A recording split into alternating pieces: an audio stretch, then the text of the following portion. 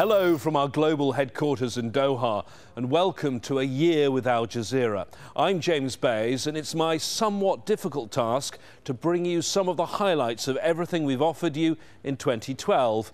Of course, we can't show you everything, but among the highlights we've chosen there are some personal favourites, some truly remarkable stories and some surprises. In 2012, our coverage took place against a background of big set-piece events, the US presidential election and the London Olympics, as well as continued upheaval in Syria, Egypt and elsewhere.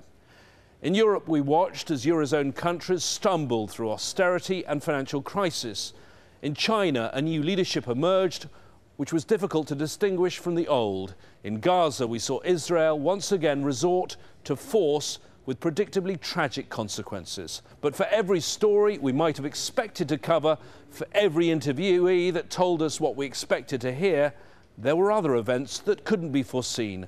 One thing, though, was pretty certain: whenever or wherever it happened, Al Jazeera was there. The year began, as years always do, with bells and fireworks around the globe, and people everywhere optimistic about a fresh start.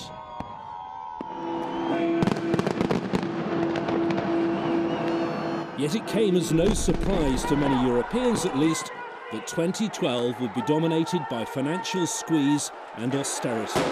And nowhere more so than in Greece, as Sir David Frost found out when he interviewed the country's outgoing Prime Minister. People feel disempowered, citizens feel they don't have a say, people are turning their backs towards our political system, and one of the reasons is that they feel that even governments are powerless in this globalized financial system, which has much more money, much more power, much more concentration of power than what elected governments have. But the demise of Mr. Papandreou didn't see an end to Greek pain. Indeed, the new word in 2012 was Grexit, the prospect of Greece falling out of the euro. In one corner of Syntagma Square, running battles broke out between young protesters and riot police. Tear gas, petrol bombs, and for the first time here, a water cannon on the streets. The government of Antonis Samaras insists this is the only way forward, and that these cuts will be the last cuts, and that without a root and branch reform of the Greek economy, growth and an end to the calamitous debt crisis of this country will never come. Simon McGregor-Wood, Al Jazeera, Athens. It was a year of living dangerously in Athens, as my colleague Barnaby Phillips discovered. Greece. It's where Europe's civilization began, and the very idea of democracy. But today, it's in crisis. What is happening here doesn't just affect this country, it may well destroy the dream of a unified Europe. 10 years after joining the Eurozone, the Greek economy has collapsed. Living standards have plummeted, hundreds of thousands are out of work. There are no jobs here. Me as a doctor, I can't find a job here.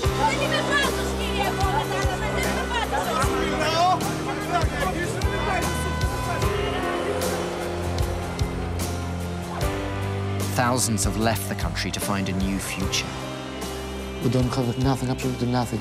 And like us, there are thousands of people. Many Greeks blame the European Union, and especially Germany, for the crisis they are in. This is not one union with democracy. There is no democracy in Europe. Thank you all for joining me here in the cafe in Athens. I want to kick off with you, Janos. You're a businessman. You know what's going on in the economy out there. How bad is it? How bad a state is the Greek economy in? The real economy is actually in a very bad shape. We have thousands of small and medium-sized businesses locked down and impossible to operate under this situation because there's a lack of liquidity everywhere, and because of the austerity measures suffered primarily by the population, you don't have consumers anymore. So we really need to boost consumption so that we boost the economy again. At the same time, the state itself, the public economics, are in a very bad situation. We have an enormous debt, and at the same time we have a very significant deficit, which means that we are spending more than we produce. May, you're with the New Democracy, the ruling party. Who is to blame for all this? How did Greece get into this condition where the economy is withering away? It's not a recent phenomenon. What's driven us here is, I would say, 30 years of the wrong model being used. And that's why I'm thinking there's no quick fix solution here. What we need to do is restructure everything, really. This desire for new leadership, or at least leadership that reflected the aspirations of ordinary people, was a recurring theme throughout 2012 as elections loomed in various countries. And in some places, the omens look good. Take the situation in Burma or Myanmar, which, as Listening Post discovered, was opening up to the media. The first real signs of a shift in thinking there came during the campaign for the April 1st parliamentary elections. Not only were local and foreign journalists allowed to cover the story, or at least most of it, but opposition symbol Aung San Suu Kyi's by-election victory was actually announced on state-run television. Since then, there's been a remarkable loosening of the rules of reporting in Myanmar. Local media are no longer pre-censored, and exiled news outlets are making their way back into the country. They're going back home. But there's still some way to go before Myanmar can claim that its media have been completely unshackled. The long-promised, much-anticipated press freedom law is yet to come. Our starting point for the Myanmar story is the capital, Yangon. Even the most skeptical journalists in Myanmar, and they have had decades of good reasons to be skeptical, now admits the country's media are experiencing a welcome whirlwind of change. This media conference took place in September in Yangon. It was unprecedented. Journalists and media activists, many of whom had been persecuted, were now at the table with the government discussing the future of state-owned media. But Burma is not improving for all its citizens. As 101 East discovered, the Rohingya people are still one of the world's most persecuted minorities. Fires raged over large areas of Myanmar's Rakhine state in June. Amateur footage, filmed secretly and smuggled out of the country, tell a frightening story. Entire villages burnt to the ground. The flames were not the result of a natural disaster. They were lit after years of simmering tensions between two ethnic groups. Myanmar's Buddhist Rakhine people and the stateless Rohingya. They are killing us. They are pushing us into the Bay of Bengal. How can we keep our patience? Today, tens of thousands of Rohingya are living in refugee camps, their movements restricted. Amid a growing humanitarian crisis, there are mounting calls for their expulsion from the country. No, this is not ethnic cleansing. This is not very far away from ethnic cleansing.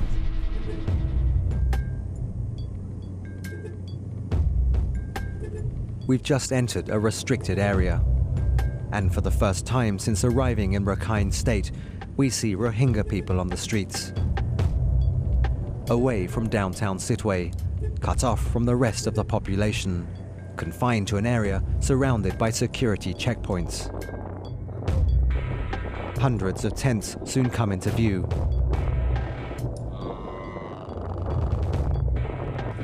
As well as temporary shelters donated by aid organizations.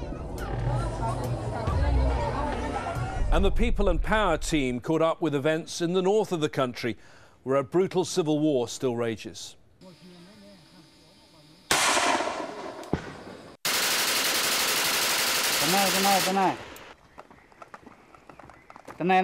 Captain Malang Nomai has decades of experience fighting the Burmese military and is responsible for part of the southern battlefront.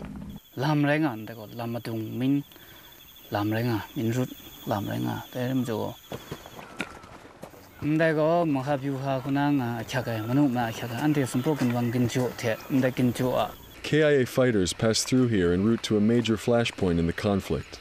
2 Chinese-funded pipelines that will pump oil and gas from the Indian Ocean to China next year.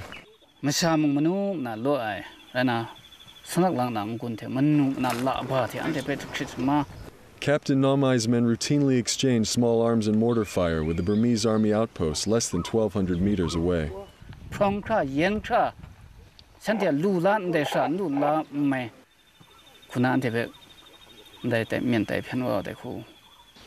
captain says the Burmese army's attacks on Kachin civilians stoke his resolve to hold the front line.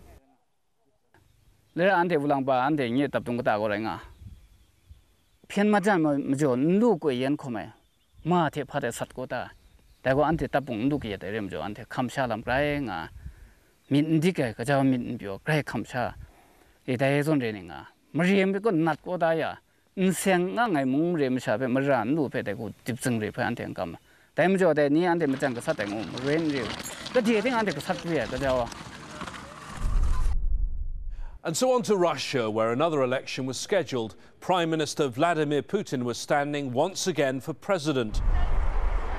There's something in the air in Moscow. Something feels different. For the first time, some say, since the 90s. It's not that there's any real challenge to Vladimir Putin for the presidency. He'll very likely win in the first round, but the city from which he'll govern, the capital Moscow, is alive with new and open debate that will challenge the way he runs things in the future. The challenge to power comes from tens of thousands of young middle-class Russians, like Olga Kuracheva. Enraged by rigged parliamentary elections in December, they took to the streets in protest. And the authorities haven't tried to stop them. But as long as they're allowed to, their peaceful protests will continue. Jonah Hull, Al Jazeera, Moscow. As ever, people and power went looking for the story behind the story.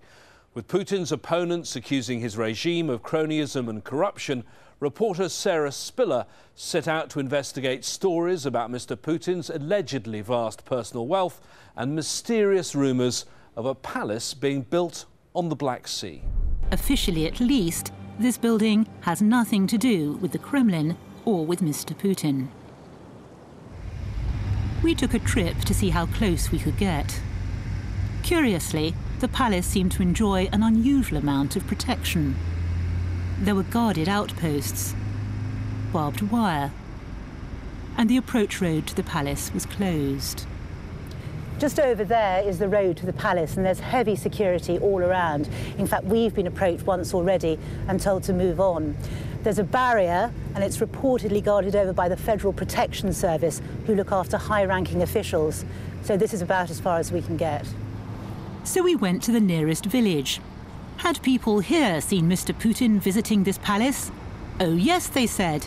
You always know when he's around because there are helicopters overhead and yachts in the harbour. And one man was willing to tell us about Mr. Putin's trips on camera. And have you seen Mr. Putin visiting here? Конечно, видел. Почему бы нет? Что тут здесь такого страшного? Он погулял по городу, прохаживался по набережной. Он такой же человек, как все. How often does he come? Ну, вот это я не знаю, как часто. Ну, бывает. Как часто, не могу сказать. The documents, the security all around this place, the whistleblower Kolesnikov, and the testimony of local people all suggest this property is indeed connected to Vladimir Putin. But the exact status of the palace remains a mystery. As with the other claims we've examined in this film, every question about Mr. Putin's affairs throws up yet more questions. How much all this matters is, of course, first and foremost for the people of this nation to decide. And they've just elected Vladimir Putin for another 6 years. For many, it's enough that their strongman has brought wealth and stability. Others may feel that taking to the streets is the only way of getting the change they seek. For the rest of the world, the questions about Mr. Putin's friends, his business dealings, his personal probity persist. Russia remains a global force, playing a full role in international affairs. Therefore, the way this man, this enigma, wields power in this vast country is of significance to us all. Another long-running theme of 2012 was the will they, won't they saga of Iran's nuclear capabilities.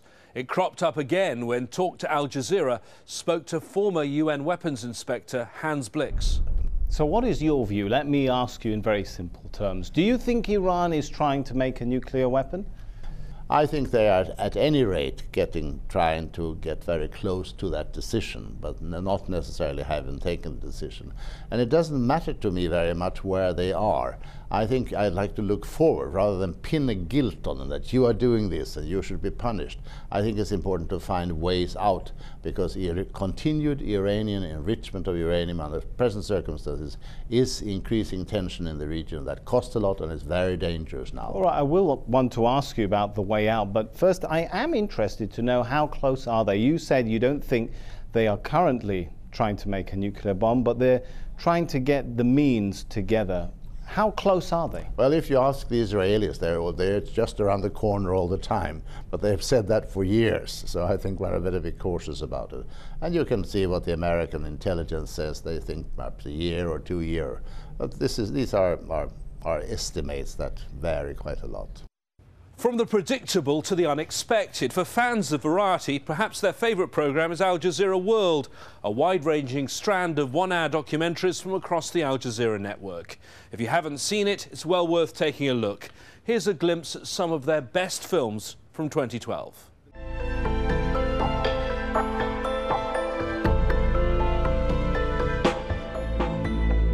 The Middle East is a hub for world shipping and a major source of the world's greatest commodity, oil.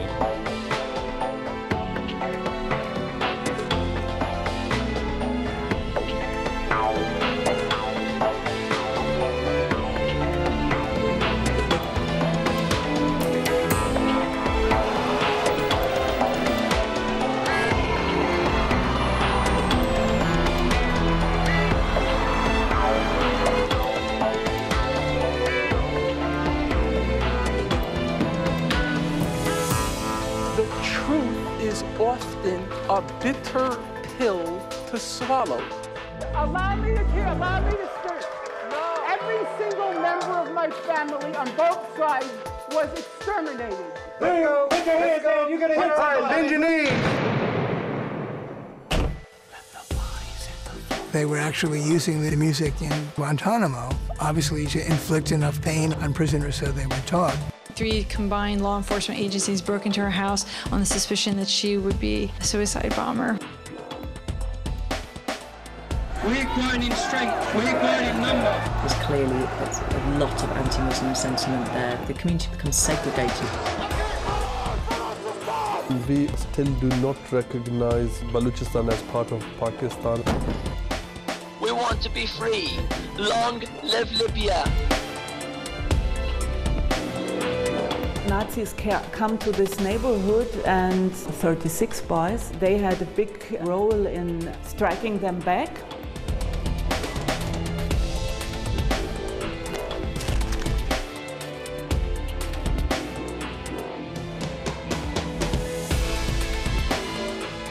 I was going and looking for this place of what is it in me, what I am.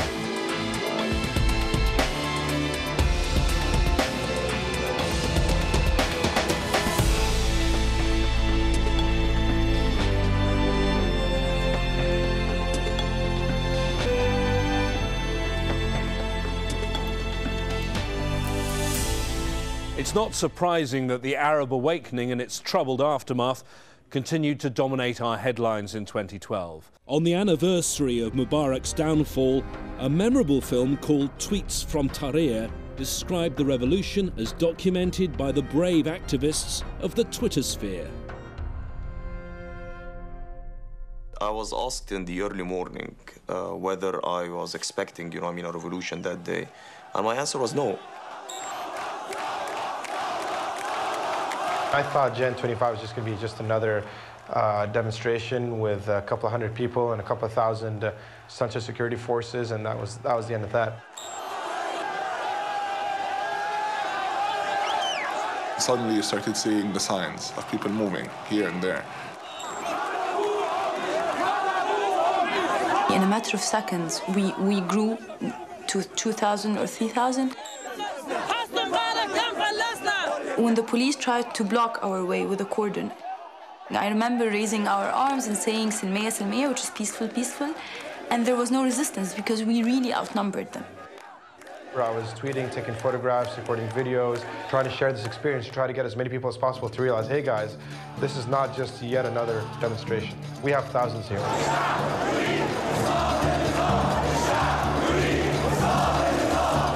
CSF officers charging at the protesters.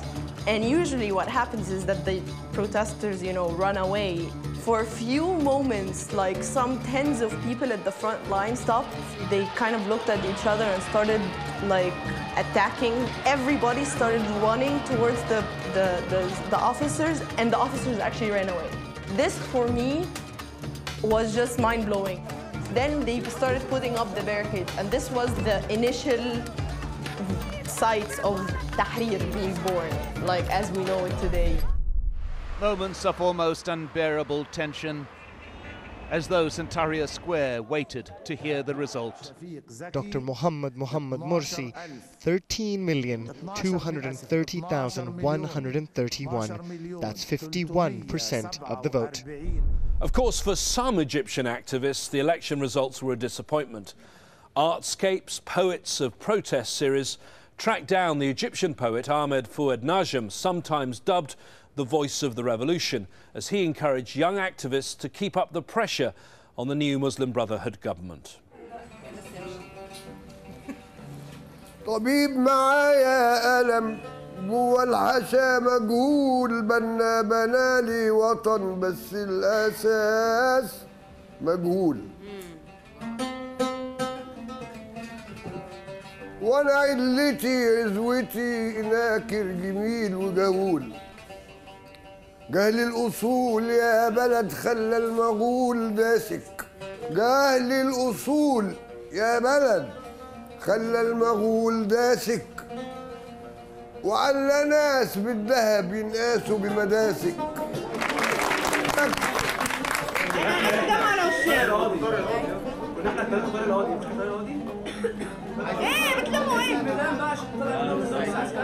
والجدع جدع والجبان جبان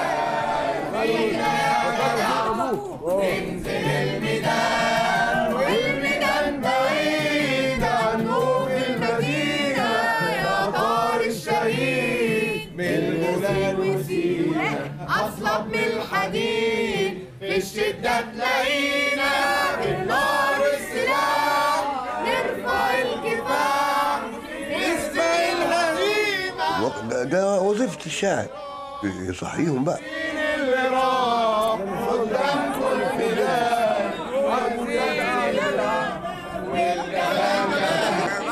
I'll be back with some more of the richly varied and eye-opening programmes from our 2012 archives. We've got a lot more after this break.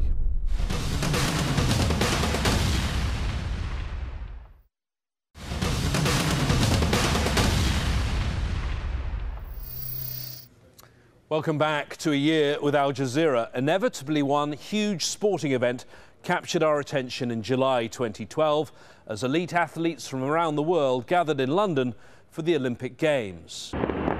It was an exhilarating climax to a triumphantly successful Olympic Games. Great Britain's unprecedented total of 29 gold medals certainly helped generate euphoric enthusiasm in the host nation.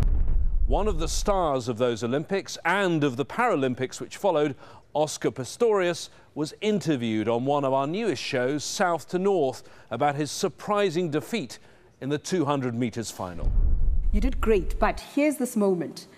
And off they go. And it's Oscar Pistorius leading. And we're jumping up and down at our sports bars, cheering you on. You're leading from the front where you like to be. There we go. Oscar Pistorius absolutely and then Alan Oliveira, the Brazilian, comes through from nowhere. Oscar Pistorius just tying up. Oh my goodness. He clinches it. By Oliveira of Brazil. And you are second place. Didn't expect that. I mean, that's actually the first time I've watched that race. And how does that make you feel? Did you mess it up, Oscar? No, I mean, I ran 21:45 was a phenomenal time. If you look how far back the rest of the field is. Alan, you know, I've nothing against the guy, and I made a lot of comments after the race, which I think were in the heat of the moment. But so you don't stand by those comments that you're an unfair? Completely. You do? Yeah, no, 100%. Tell me. I mean, I've improved a second over 8 years. he'd improved 1.5 seconds in 1 month before the games. And it wasn't a rule that he broke. He was within the rules, but the IPC, the International Paralympic Committee, had this rule that just allowed athletes to make their prosthetic legs far longer than what they were supposed to be. But even while events in London were dominating coverage in much of the world, what was going on elsewhere wasn't forgotten, such as in Venezuela, where Hugo Chavez comfortably won a 4th presidential election. In front of Venezuela's presidential palace, there were tears of joy. While at the headquarters of opposition candidate Enrique Capriles, many could not contain their sorrow. Listening Post took the opportunity to look at Telesur, the Chavez-backed pan-regional news channel that claims to be the voice of the South from the South. From one end of the continent to the other, left-wing governments in Venezuela, Ecuador, Bolivia, Peru, Argentina are all at odds with the mainstream media in those countries. And most of those media outlets are backed by the political right. The mainstream media dominates the waves in Latin America. CNN and others, most of the private media tends to identify with the people who are against the left. It's about 6 or 7 companies that control about 80 to 85% of the news. There's no doubt that big media groups dominate Latin America. But outlets that want to provide a counterweight to that media power need to have solid professional standards and not just rely on left-wing discourse. Richard Gisbert and the Listening Post team also cast their sharp eyes towards secretive North Korea. The country had a new leader, Kim Jong-un, but he seemed no more disposed to welcome the world's media than his predecessors. The country's sublimely named Propaganda and Agitation Department focuses on spreading the cult of the Kims using the state media network and an army of propaganda artists. The Listening Post's Flo Phillips now on the lengths the propagandists will go to laud the young, unelected leader of the country that calls itself the Democratic People's Republic of Korea.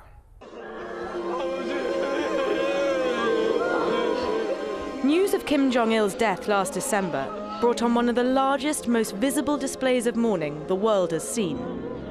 On North Korean TV, the country's sole broadcaster, the footage of wailing citizens was relentless. Even the news anchor broke down as she announced the passing of the dear leader. 현재 지도의 길에서 극병으로 소거하셨다는 것을. For foreign journalists and professional North Korea watchers, the newsworthy pictures came from the funeral. By taking his position at the front of the procession, Kim Jong-un, the youngest son of the dear leader, was making it official. He was the new Kim in charge. In stark contrast, North Korea's neighbour to the south is always more eager to embrace new trends. But as these next 2 clips show, not always with the best results. In a moment, 101 East on how South Koreans are wrestling with video games addiction. But first, here's the stream and Korea's massive cult, K-pop.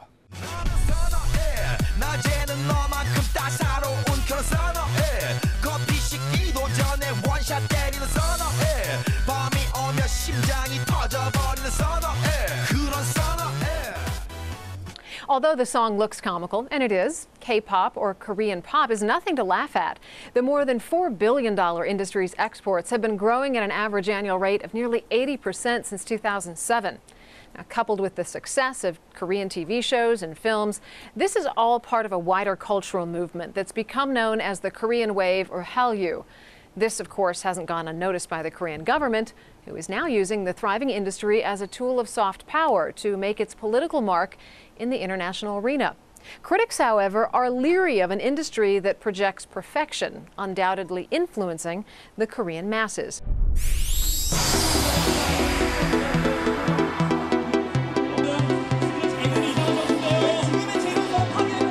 These are South Korea's cyber warriors. And they're battling it out live on one of the nation's top-rating TV shows.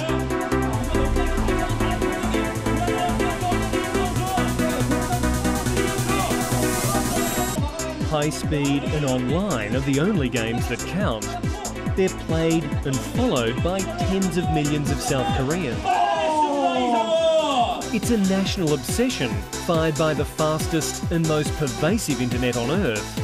90% of homes have broadband connections. But a mighty online army and thundering web power is also proving to be a major weakness, the dark side of South Korea's flashy cyberculture. Something of a mood change now. Al Jazeera's observational strand witness is never afraid of experimenting with unusual filmmaking techniques to tell often harrowing individual stories. The next film is a case in point. Little Dictator followed a group of Syrian performance artists trying to make a difference. مين أنت؟ أنا الممثل. أنا اللي بخليك موجود وبنفخ فيك الروح. هذا كلام اندثاثي. أنا رئيس الجمهورية السورية أعلن التنحي استجابة لمطالب شعبي. نعم، وأضع نفسي إلها على الشعب، أضع نفسي تحت سيطرة الشعب وتحت سيطرة القضاء السوري.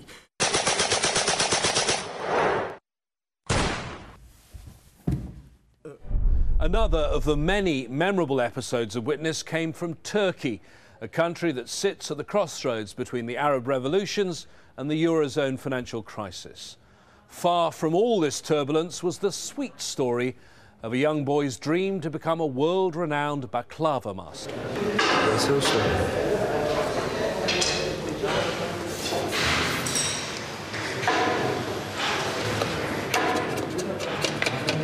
Veysel Usta. Sana bir şey diyeceğim.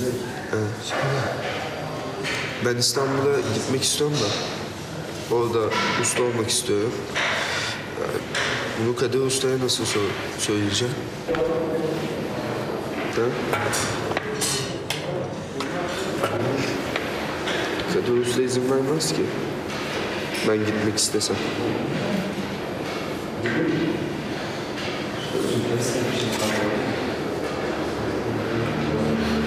Orada daha büyük usta olunuyormuş. Tanıdığım bütün ustalar neredeyse orada usta olup gelmişler buraya. Ben de orada gidip usta olmak istiyorum. Orada çalışmak istiyorum.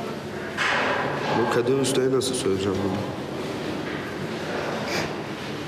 İzin vermez ki, göndermez ki beni Kadir Usta İstanbul'a.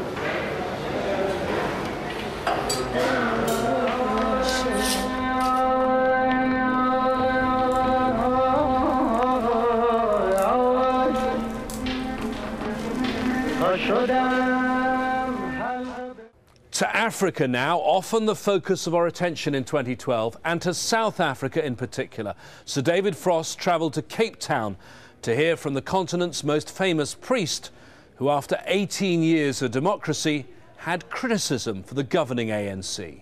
I have to be realistic, obviously, and things could have been a great deal worse. But I still have this deep sense that they could have been a great deal better. I think we've let the people down. In so far as you have an elite that has done very, very well for themselves, who have got quite rich, and the bulk of the people are still where they were, or sometimes worse off, you know. Sometimes worse off. I mean, we still have children learning under trees.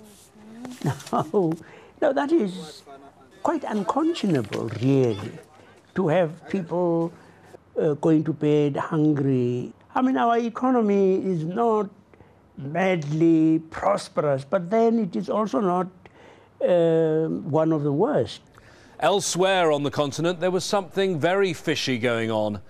In a remarkable two-part investigation, People and Power's Juliana Rufus set off on the trail of a multi-million-dollar illegal industry that's causing devastation in the waters off Sierra Leone.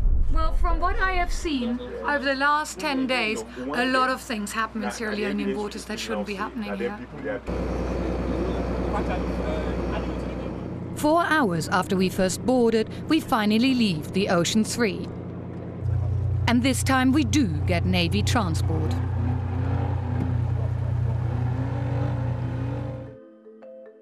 The following morning brings encouraging news.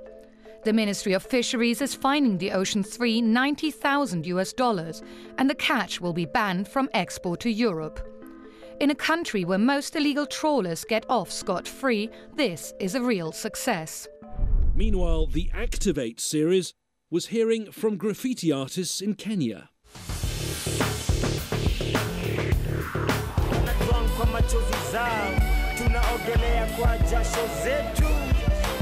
Who's laughing now? And the vulture had become bigger. The knee is much bigger than the head. Okay. And now the vulture much bigger, more prominent. The story about Kenya, we have a vulture who are the members of parliament. They are gluttonous. They feed on our taxes. They rape our mothers. They grab our land. So we're using art to tell them, we know who you are. We know you guys are thugs. And we're fighting back to reclaim our country. To one of the biggest events of the year now, the US presidential election in November. After what had seemed to be a very close contest in the weeks running up to the poll, Al Jazeera monitored the results as they came in using a virtual electoral college. We have crews across the country, from the candidates' election night parties in Boston and Chicago to the key battleground states of Virginia, Colorado, Florida, and of course, Ohio. We have also put together teams who will be crunching the numbers for us, and the man who will be doing all the math, Kamal Santa Maria. Tony, it'll be one overall result, but from contests across 50 states and the District of Columbia.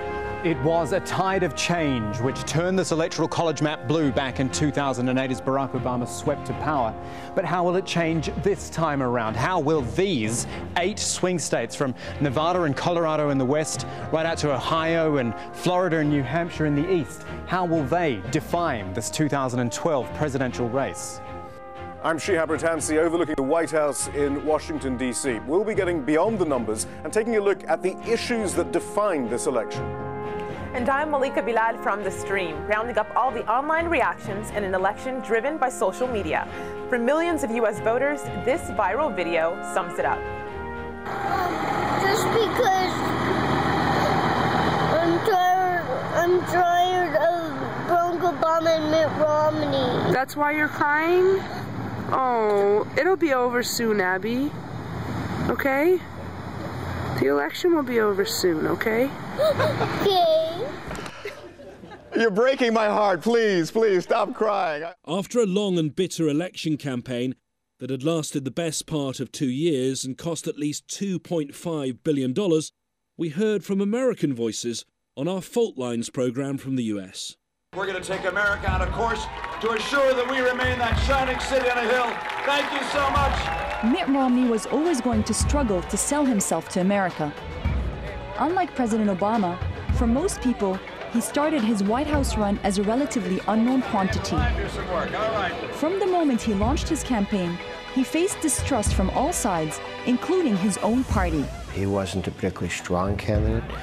His strength comes from the weakness of Obama's failed presidency. He wasn't a Ronald Reagan as a speaker. He wasn't a Ronald Reagan as a visionary of where he wanted to go. That distrust, the feeling among America's conservative grassroots that he just wasn't one of them, meant that winning the Republican nomination, despite a weak opposition, was a fraught process. Every step of it followed by a frenzied media. Romney seemed to be everybody's last choice. Almost every Republican in the field got a chance in the spotlight. There was Michelle Bachmann. Very interesting woman, had a lot of really curious ideas about the world. New polls show Michelle Bachmann is surging. There was even Herman Cain. You know, he made all this money in a pizza company. These latest numbers reflect Cain's rising popularity among Tea Party conservatives. Rick Perry, the governor of Texas, was there for a while. Rick Perry has some mad campaign skills. Newt Gingrich, the former House Speaker. Newt Gingrich has a strong lead. Mitt Romney just swooped down on him with all of that money and just blanketed that state with negative advertising beehives. This sure has been fun these last 10 days or so. And just wiped him out. Rick Santorum, a sort of backbencher Senate colleague. Rick Santorum, are you kidding me? That guy's running for the presidency? Santorum leads 34 votes. All had their moment in the sun. In the background is always Mitt Romney, the electable one, the one who has all the money. And now to what many people consider the most important and pressing problem we face, the worrying future of Mother Earth. Al Jazeera's intrepid environmental magazine series Earthrise has a distinctive take on the state of the world and some of its other inhabitants. Kilele saying this happened just in one night. 30 elephants came and just decimated the entire crop in one night. The farmer wasn't left with one bag. Is there a temptation on part of the farmers to punish the elephants? Yeah, we've been thinking about that as a community, unless maybe somebody or somewhere comes up with something which can help us. Hello, Lucy. Hi. Hi there. What's going on? Well, this is one of our local beehive fence construction workshops. We're actually making 3 beehives today just to extend a beehive fence. Okay, so just backtrack for a second. Yeah. We're talking about honeybees. Yes. And you're using honeybees to stop elephants raiding crops. Yes, we've done some research with wild elephants, and we've discovered that they actually are scared of bees.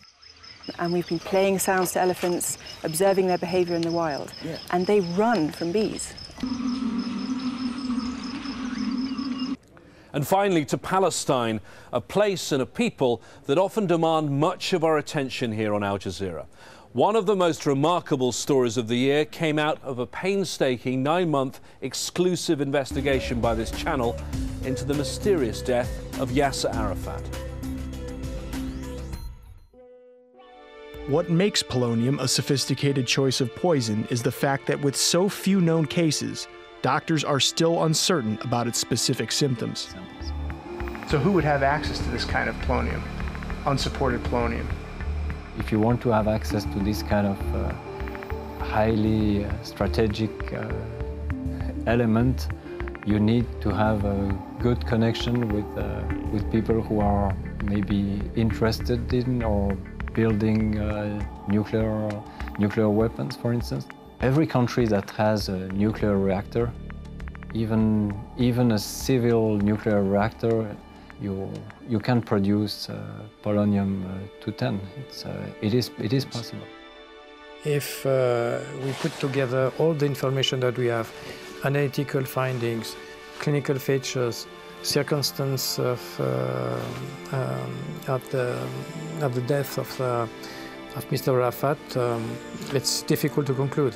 I don't want to make too much speculation, but I think that we have at this stage where it would be, of course, mandatory to go further and to try to make more investigation if it's possible. The answer may lie beneath Arafat's mausoleum in Ramallah, currently being renovated. I would say that if I take a bone randomly in a cemetery, the probability of measuring polonium would be almost 0. In this case, if I had to give a probability, I would say right now with the measurements we did, it would be maybe above 50% or something like this. So it's definitely not 99%, but it's above 50%. Towards the end of the year, with his widow's permission, samples from Mr. Arafat's body were taken away from his Ramallah mausoleum for further tests. Palestinians think Arafat was a hero, and all of these years after his death, they still want to find out what it was that killed him, and most importantly, who was behind it. Nicole Johnston, Al Jazeera, Ramallah. Meanwhile, events gave us yet another reminder of the intractable nature of the Israeli-Palestinian conflict. As Israel launched its latest offensive on Hamas targets and civilians in Gaza. The store's just one of the places reduced to rubble in this neighborhood near the Jabalia refugee camp. The actual target was a house where a former fighter had lived, but people here say they've all been punished. It was 2 o'clock in the morning when an Israeli drone fired a warning missile here. Everyone in the neighborhood rushed out, and just minutes later came the airstrike, targeting this property but destroying dozens of homes in the area. Al Jazeera's Marwan Bashara discussed the conflict on Empire. I'm not saying that the amount of suffering is equal. I'm not saying that. But I'm saying to understand the politics of it, you have to understand there has been tremendous trauma in Israel as well, and that's part of the reason there was so much support for this military So how do we action. explain then when there wasn't that trauma before, when there was no Hamas, when there was no rockets, when there were no suicide bombers? How then do we explain the Israeli position I'm then? not saying that the trauma from Hamas rocket fire is the only political variable in Israel, not by any means. But I'm saying that you have to understand, to try to act as if that variable is not there, is to misunderstand Israeli politics, and I think is to lack empathy. I mean, I think that Peter's making an important point, and I think that it's a little hard to imagine the world, at least in the next 2 years or 3 years, getting behind a PLO that's Hamas-led in a negotiation with Israel. Well, you know, guys, let me say something. I mean, I would much rather that the Palestinians didn't have to deal with an Israeli government that's rooted in the terrorism of the Irgun and rooted in the terrorism of the Stern Gang. I mean, we sat down at Washington and Madrid with Shamir. Blood on his hands from here to here. UN blood, America, I mean, all kinds of blood. And it's really not for Israel to choose who they sit across the table from. They can have an influence on the ground rules. Everybody has to have an influence on the ground rules. But this assumption that we will exclude these, that's how the Madrid process, Oslo process, was hobbled at the beginning. Hamas is objectionable to the Israelis. Most Israeli political parties are objectionable to Palestinians. That's what represents the Palestinians. I'm sympathetic to Palestinian reconciliation, partly because I believe that democracy in the Palestinian territories is absolutely essential, and we haven't had any in recent years. But I do think that it's also essential because to get a deal you need a consensus. Yes. It's also essential because a powerful political force that lost an election, as you said, can't be kept out. That's right. And it's also essential because that is the only thing that would encourage the evolution of Hamas in the direction that a lot of people want. Yes, but I think what you said, you also said something about the ground rules being important, and it's important that those ground rules give people some reason to believe that that the West Bank is not going to become a launching part for the kind of violence that we've seen from Gaza. There's so much more we could have featured in this programme, but I'm afraid that's all we have time for. All of the 2012 programmes we've shown you clips from in the past hour can be found in full on our website at aljazeera.com. But I hope we've also given you an appetite for staying with us over 2013. Until next time, bye-bye.